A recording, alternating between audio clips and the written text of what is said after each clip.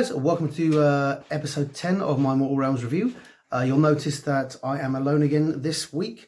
Unfortunately, I'm showing, well, I was showing some of the possible symptoms of the COVID-19 virus, in that I had a persistent cough and, sorry, as you can tell, I've still got a cough, and temperature, although the temperature appears to have gone at this point. So I was required to self-isolate. I personally think it's just a common cold that I've got, but being as we have an aging population in Britain, and I particularly work with vulnerable people, I've been required to isolate for 7 days, and the rest of my family have to isolate for 2 weeks. Not that that's going to be difficult because they've shut down schools, just as a precaution. But as I say, I think it's just the common cold I've got, but better safe than sorry. But on to the important thing, Mortal Realms video.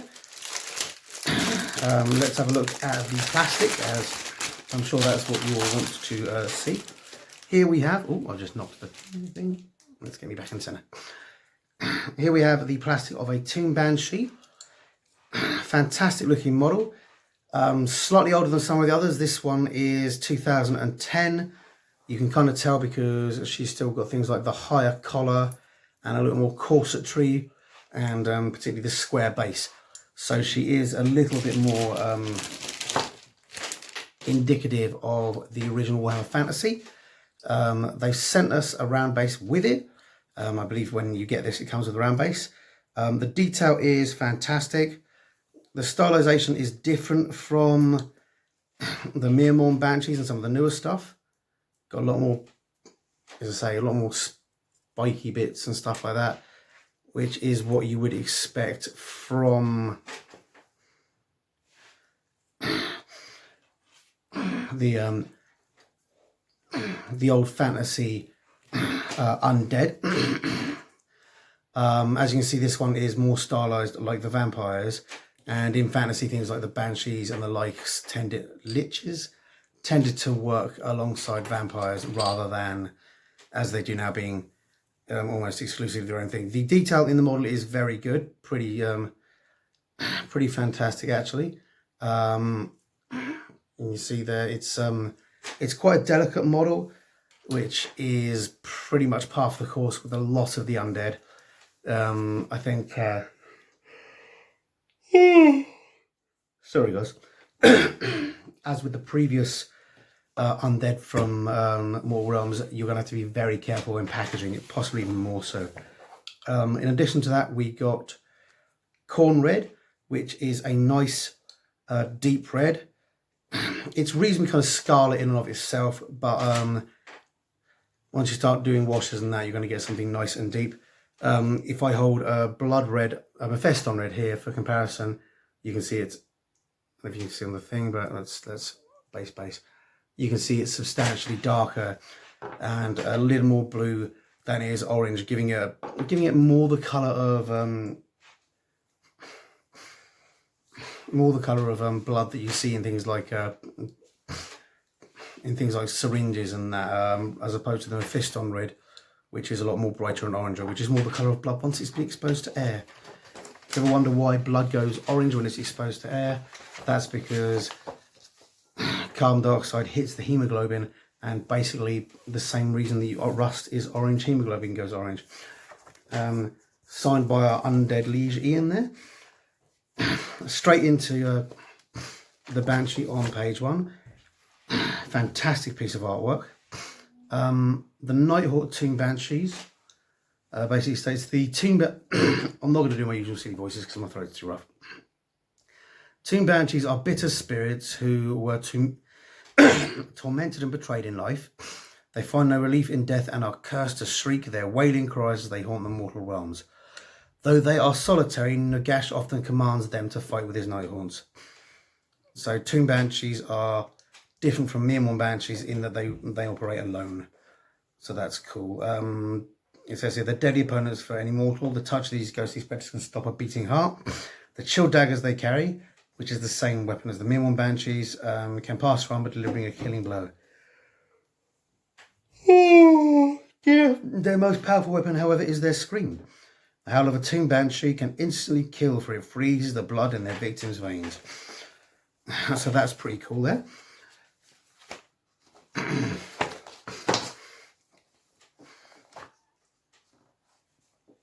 Banshee hosts. While they're fairly common in Nighthawk processions, Tomb Banshees usually prefer to fight alone. Drifting through the ghostly formations and delivering their shrieks to kill the enemy. Since the Necroquake, however, there have been whispers of Tomb Banshees working together. 5 of them form a Hell Choir of the Baneland. 5 of them formed the Hell Choir of the Baneland, where they fought alongside Baron Finalem's army. Don't know who that is. And were key to the Nighthawk recapturing the burial grounds known as the Vale of Remembrance.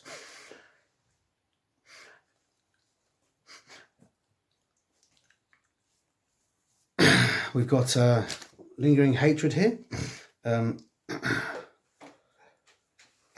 Centuries ago, Anatha van Hask was betrayed and abandoned by her lover. Overcome by grief, she died of misery. Cursed to bedevil the realms as a Tomb Banshee, she haunts the ancient ruins alongside her Mirmon Banshee handmaidens, doing what was to their untimely deaths. So,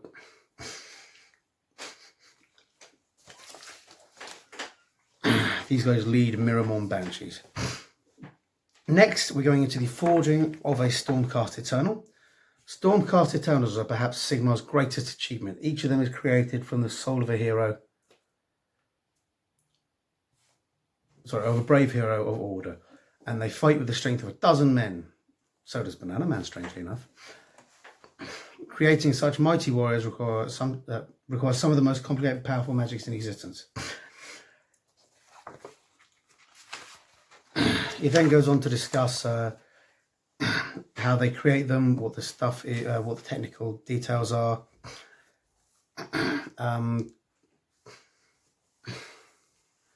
Because of the war hero dies, a valiant death in defense of order and civilization.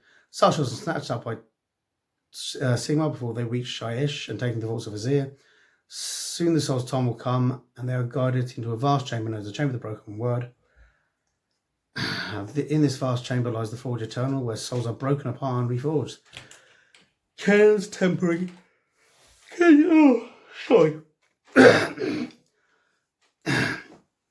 Cairns of tempering. I've lost my pace now. That'll teach me. The cairns of tempering also rest within this chamber. Reforged souls must pass 7 trials from within these colossal stones. Only those who survive their trials earn the right to be given a new body on the anvil of apotheosis. So it goes into a lot more detail there. I'm not going to go into too much, but I don't want to spoil it for you. It then goes on to Taurus the Redeemed. Taurus was once a noble hero before being corrupted by the followers of the chaos god Nurgle. Transformed into Torglug the Despised. He led vast armies in Nurgle's name. He was slain by Sigmar's greatest terror, the Celestian Prime, who saw a speck of valour in his opponent's heart and redeemed his soul. Taurus was reforged as a knight of Venator and now serves Sigmar.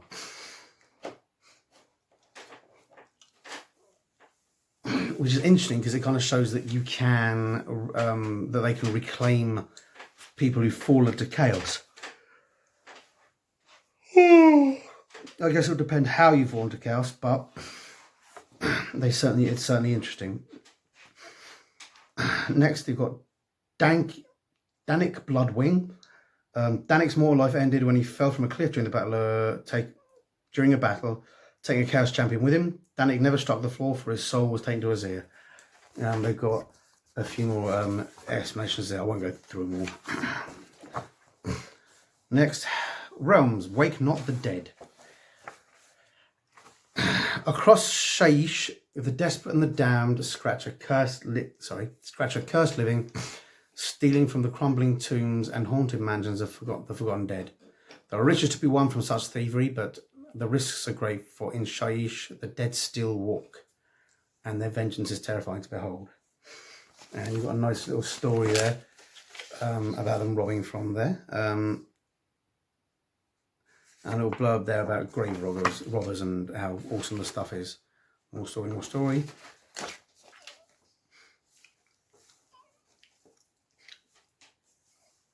We've got a bit here, Forgotten Tombs. Shows covered with grand tombs of forgotten nobles. These places are a great temptation for grave robbers and tomb banshees. Tomb banshees often haunt places that had meaning to them in life. They hate all mortals with equal passion. So there's another bit there. Oh, no, there's a traditional Shaishian poem. In the depths of the crypt and grave shine gold and riches men doth crave. But, ow, my head. But heed my words and listen well, or be slain by creatures fell. For spirits from within the shadows, for spirits watch from within the shadows and haunt the depths of ancient barrows. To break the seal of any tomb invites a dark and awful doom. Leave the dead to rest or sleep, or Nagash your soul may reap. That's pretty cool.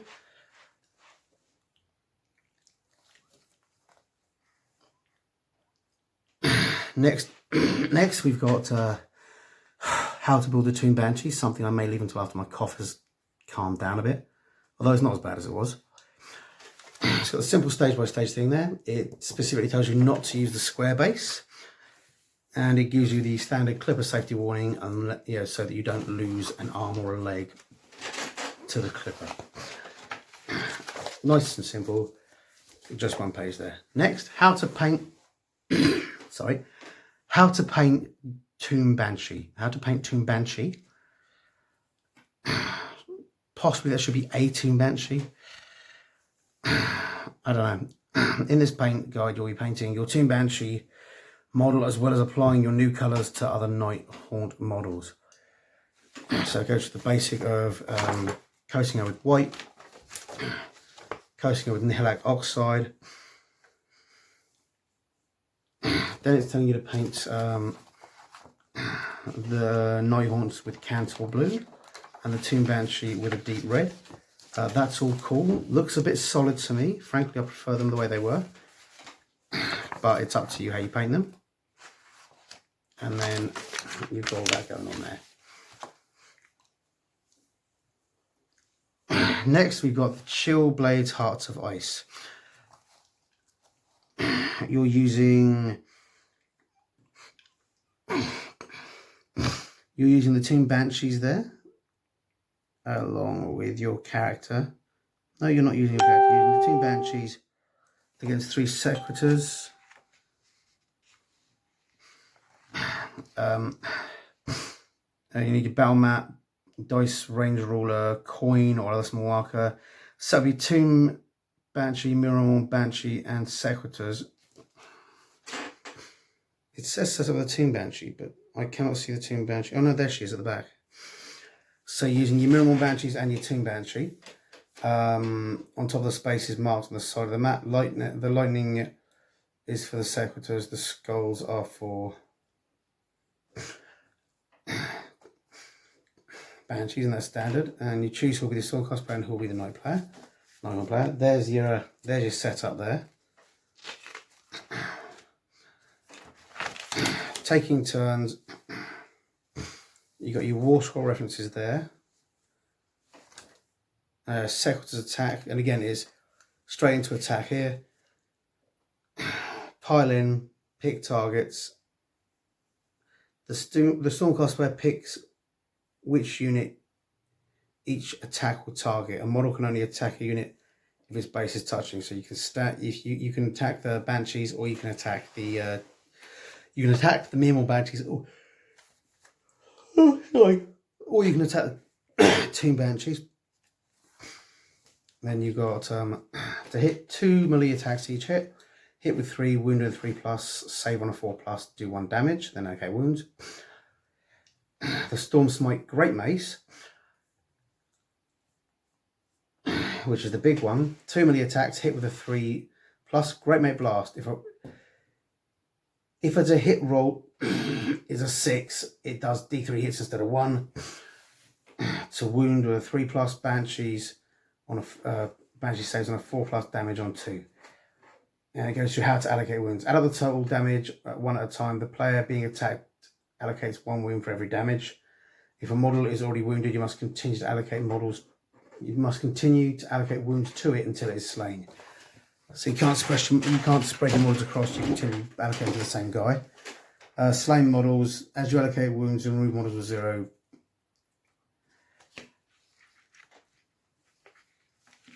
Wounds left. So instead of sort of generally taking Banshees out, you're allocating wounds specifically to them. I believe they only have 1 wound anyway, but then it goes back to Stormcast turn 1. Think about our Sequitur's attack. Stormcast turn 1. Tomb Banshees attack. Pile in, target. Weapons, hit with a 4+. Throwful touch. If the hit roll is a 6, that attack, and this is the Tomb Banshee, inflicts D3 mortal wounds, and the attack ends. To wound 3+, save. Saves D3. Sorry, save the 4+.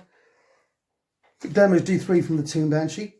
It's worth noting that if you hit with a 6, you then roll a D3, and it does that many mortal wounds. You you don't need to roll 3+ to actually wound. You get D3 wounds. But look at it here. Then the Miramon Banshees attack. Next, it's the Nighthawks turn 1 with the Tomb Banshee attacking, the Sequitur's responding, and the Miramon Banshees responding there. So because you've got 2 units, in the Sequitur's turn, they've got 1 unit to go. Sequitur's getting the first attack, Tomb Banshee, Miramon Banshees, and the Nighthawk turn because they've got 2 units. It goes Tomb Banshee, Sequitur's, and Miramon Banshee. So you get more. You're getting more turns, if you will, to attack with. So that's all cool. And the battle continues until everybody's dead. So that's interesting. It looks like another good battle, and it'll be fun to play in that way. Also, I'm off for 7 days, so I've got plenty of time to do it. I haven't played anything yet because I've been self-isolating, but as I say, I'm feeling a lot better, and I suspect Shorty has it. Plus, the rules for self-isolating changed from I mustn't have any I must try and limit contact with my daughter to I'm allowed to have contact with them for 14 days. It's just I didn't want to do it until I was sure the rules weren't going to change back, because they've been changing a lot here in England. So I'm waiting to see if anything happens tomorrow, because supposedly there were more meetings at Cobra and things like that. So I've been avoiding her for the day just to make sure that it's going to stay that way. Anyway, coming for the Mortal Realms. Issue 11, your first terrain kit, the Sigmarite Mausoleum. So that's a pretty cool piece of kit. Then issue 12, your next Stormcast Eternal Hero, a Knight Questor. That's interesting. He's a new guy to have because the Knight Questor isn't part of the magical arm. He's part of the military arm. So rather than having magic weapons, he just stabs things with a sword. Cat just going past. So that'll be cool. It does feel like I've gotten a lot more than... It does feel like the Stormcast players have gotten a lot more than the Nighthawks players so far, but I imagine that will balance up in coming episodes. Anyway, hope you enjoyed that, and hopefully I'll see you next week, where, provided I'm well and my daughter doesn't get ill, but I think she may well do, we'll do it together. As I say, don't worry too much about us. I'm pretty sure this is just a normal common cold, and I haven't caught COVID-19. It's just, as I say, precautionary isolation, which means I might catch another common cold or even COVID-19 later and have many more isolations, which I kind of hope not, because I actually like my job. Hope you guys enjoy this, and I'll see you guys later. Bye-bye. Hi guys, hope you enjoyed that video, and if you did, remember to like and subscribe to my channel. I'm also on Facebook and Twitter. Not sure why, but I am. So if you like it, see me there, and please tell your friends. Thanks very much. Bye.